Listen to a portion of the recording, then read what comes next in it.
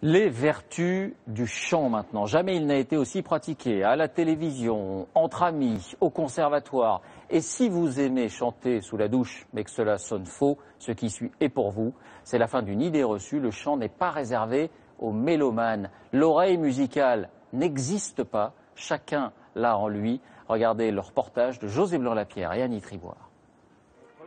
De la tyrannie, des standards sanglants élevés. Chanter juste n'est pas donné à tout le monde.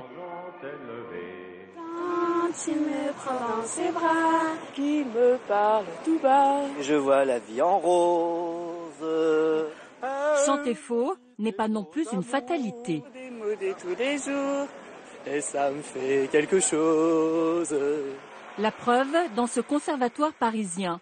Ici, tout le monde peut chanter juste. C'est la conviction de cette professionnelle qui rééduque la voix de ses élèves. Avec cette paille, ils apprennent à maîtriser leur souffle. Voilà, bravo. Essaye de ne pas avancer ta tête. Très souvent, les problèmes de justesse de la voix sont dus à un problème de souffle et pas, contrairement à ce qu'on pourrait croire, pas un problème de voix. Ces élèves veulent faire de la musique, mais problème, ils n'ont pas l'oreille musicale. Elles détectent ce qui bloque. Chez Corentin, c'est une question de phrasé et d'articulation. Alors fais bouger ta langue, Corentin, quand tu chantes. La la la la la. La la la la. Bravo, mais c'est bien cette voix. Avant, je chantais tout faux. Et après, à la fin d'un cours, j'ai dit à ma prof que je n'arrivais pas beaucoup à chanter dans les aigus. Donc elle m'a trouvé un cours de soutien. Ne pas chanter comme les autres, c'est s'isoler. Et c'est être stigmatisé souvent aussi par l'entourage. Tais-toi, tu vas faire pleuvoir, tu chantes comme une casserole. Et souvent, ça marque une vie entière. Ils n'osent plus jamais chanter. Quel dommage, puisque ça s'apprend.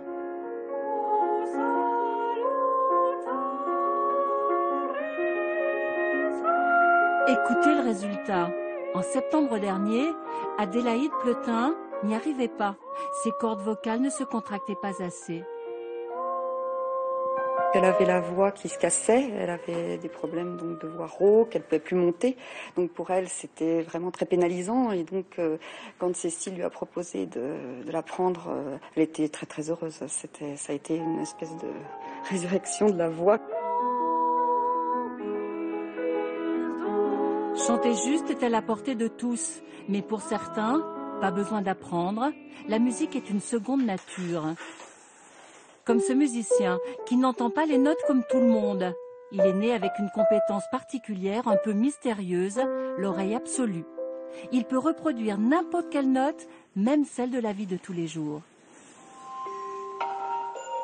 Do, sol, si, sol. Fa, la bémol, si bémol.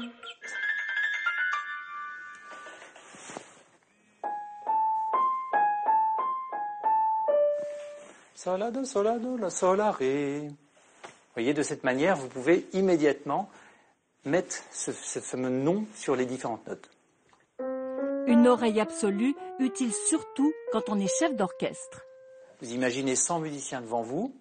Si certains font une fausse note, votre oreille va pouvoir non seulement repérer qu'il y a une fausse note, quand le chef est de qualité et bien formé, mais en plus dire non, non, c'est pas un sol dièse, c'est un la. Inné chez certains, chanter juste, cela s'acquiert. Des scientifiques de l'université de Caen l'ont démontré. Musiciens et non-musiciens ont été soumis à un test de neuroimagerie. Résultat, leur cerveau ne fonctionne pas de la même façon. La surprise pour nous, c'est de montrer effectivement que la pratique musicale a un effet sur des régions de la mémoire comme l'hippocampe et un effet non seulement dans l'activité de cette région, mais aussi dans la densité de neurones, sur le nombre de neurones que cette région va pouvoir avoir. Autrement dit, la musique façonne le cerveau. Elle permet de développer la mémoire et pas seulement chez les enfants. Alors même faux, il est recommandé de chanter.